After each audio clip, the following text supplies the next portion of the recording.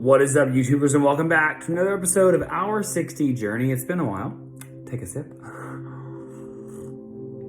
My name is Lucas. I'm here to help us build better relationships, understand yourself better so that you can actually move in relationships in a healthy and authentic way, and build some peace in your life. Bring your consciousness to a really, really positive, faithful, trusting place. So this is kind of what's going on for me right now. So, I got engaged what feels like 10 years ago, because so much has happened since then.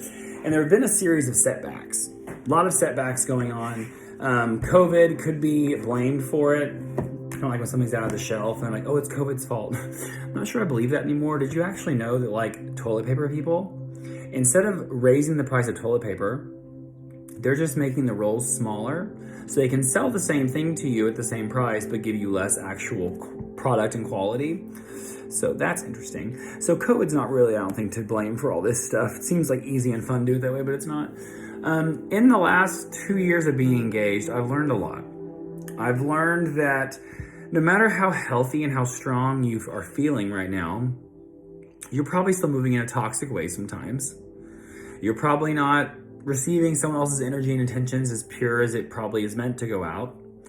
And this has been my biggest lesson lately. I really do believe that most people are moving from a positive place. I'm not sure I believe there are bad people in the world. I think that there genuinely are hurt people in the world that are moving in a way that's not beneficial for them. And you could take this and like, what about all the perverts and the murderers and the thieves and blah, blah. They're also wounded people. And so it's important for us. There's a tangent coming up. And there's part of me going, I shouldn't give the tangent. Those people that have made these heinous crimes and these heinous things, they're hurt people. And I think that's why the death punishment is so confusing, is because I've been watching Walking Dead. This is becoming a ramble. Hi, welcome back. I've been watching Walking Dead and seeing them go through their different personality shifts and how they deal with things that are not going well. Because we go from I'm a good person, I don't want to kill anything or anyone, and I want to make sure I'm moving in a proper, loving way. If someone's trying to chop you in half and they're trying to kill you, killing them is the only option. Then they move into acceptance of, I need to kill this. And again, this can be applied to relationships, the basic things. This is an extreme example. This is what it is. Like, this person showed up with the energy. What should I do with it? Should I love it, walk away from it, kill it? Chances are, if you've already walked away and you're walking back and it's the same, your only option is to kill.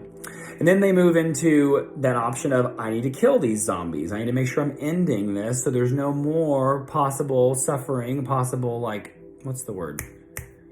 danger in the future. And then they go into, okay, I've been down this killing road. I've been doing all this stuff and I'm Xing out things in my life that don't matter, right? We can take these big, deep things like about murdering zombies and apply it to small lessons. And that's something that some people get upset with me about is they'll be telling me their story and I'll notice when they were wrong or not moving in a way that was getting them what they wanted.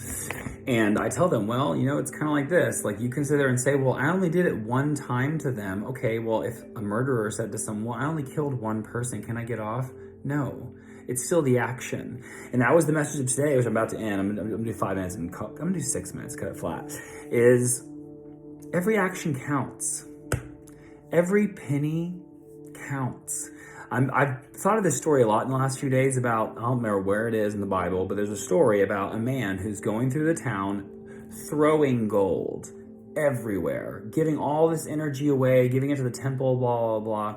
And then a widow, a woman, impoverished, walks up to the temple and puts 2 pennies, I think there was a word, 2 mites, is that the right word? 2 pennies inside of the donation table, and then she is recognized as giving more than anyone else. Because that's all she had were her 2 pennies. And even the man over here gave millions of dollars away, she had 2 pennies. And pennies count. It's one of those things where it's like, I think a lot of people in general with relationships, things happen in the moment. And it's like, it's a penny of stress, 3 pennies of stress, a dime of stress. And we try to put it away and say it's not a big deal. I'll just push this aside for now. And at the end of the day, when you count all that change up, you got $1.56. of energetic stress you're holding on to because you weren't letting it go. And in relationships, you have to address every moment as it comes. And I think a lot of that has to do with our ability to ground, our ability to believe in our worthiness and what it is that we deserve, and our courage and our strength to hold our boundaries, to have courage and know that even though this situation is happening with this person, if they're still in communication with you and they're still talking to you, guess what? That relationship is worth keeping because they're growing just as much as you are. It's the moment that someone walks away or is being in silence that you got to worry about. And oh man, this really was a ramble, but I need to get this back going.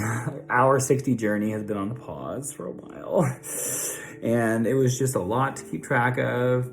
There's been a lot of expansion in my life lately, but the rule of today: have courage, know what you're worthy of, become what it is you want.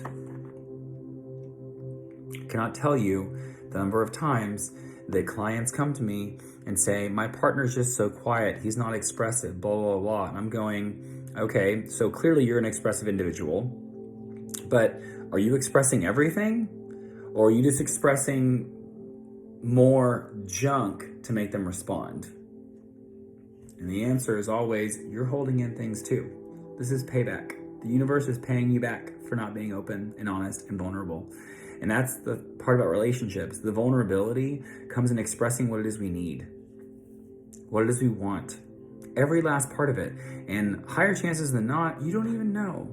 You don't even know what you need and what you want fully yet. I meditate on this all the time, and there are days that come in, I'm like, oh, I hadn't realized how important that was to me. It's a growing process. And so if you want abundance, having trust and owning your freedom are the first way to do that. I went beyond 6 minutes. So it's funny, at 4 minutes I was running out of time. I was like, I don't have anything else to say now. 3 minutes later, I'm still talking.